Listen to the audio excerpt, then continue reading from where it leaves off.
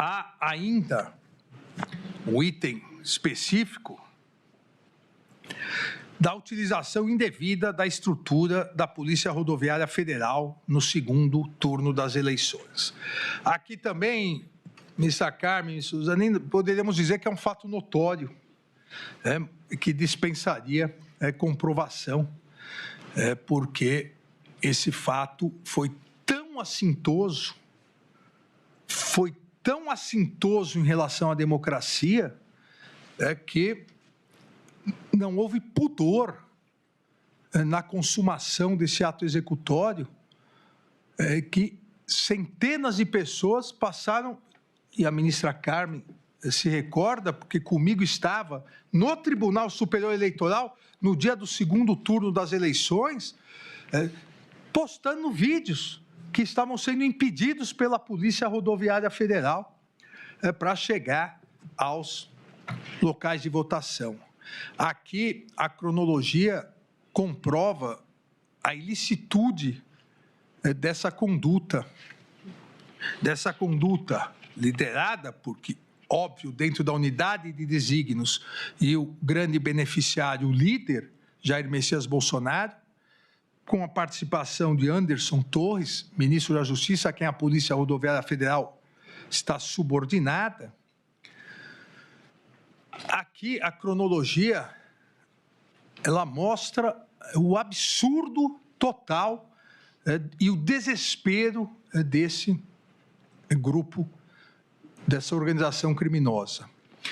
A partir de inúmeras conversas que estão documentadas nos autos, reuniões e troca de informações, sob a coordenação e determinação de Anderson Torres, Marília Ferreira de Alencar solicitou a Fernando de Souza Oliveira, solicitou boletins de inteligência, a feitura de boletins de inteligência, num primeiro momento, onde cada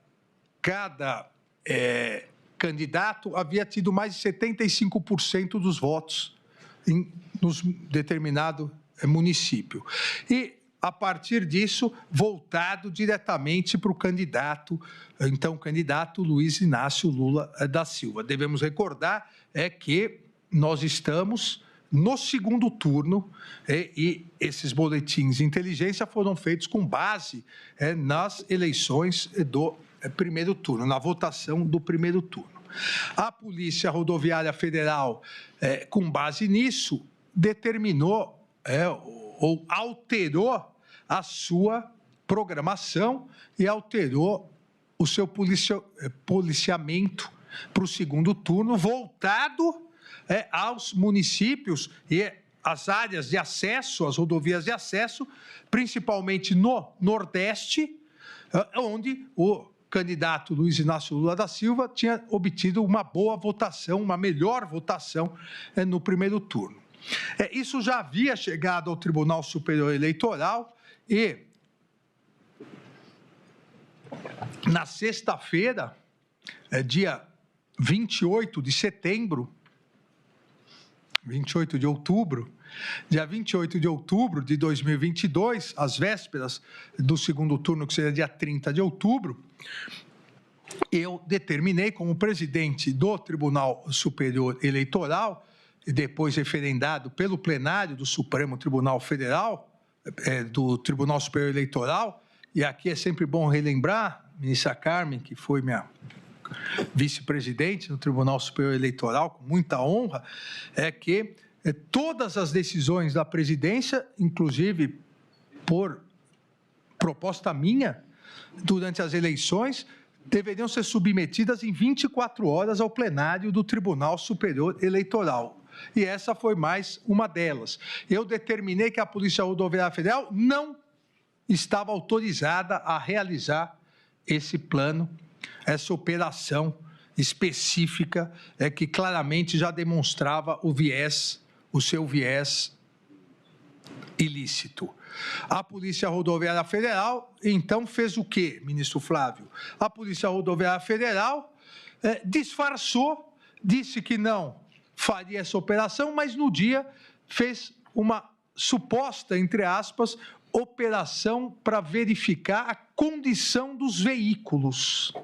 E somente nesses municípios, nos acessos no Nordeste, onde um dos candidatos havia tido mais votação, os veículos eram parados para verificar o pneu, para verificar o chassi, para verificar o banco, para que essas pessoas não pudessem chegar aos locais de votação. Pasmem, na fila para chegar ao local de votação, porque estava num município do interior, para chegar a Salvador, o senador Otto Alencar.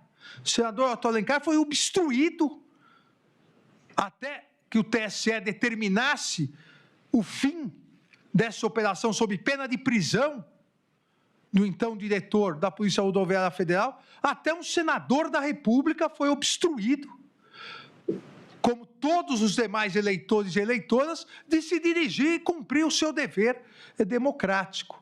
Houve a necessidade,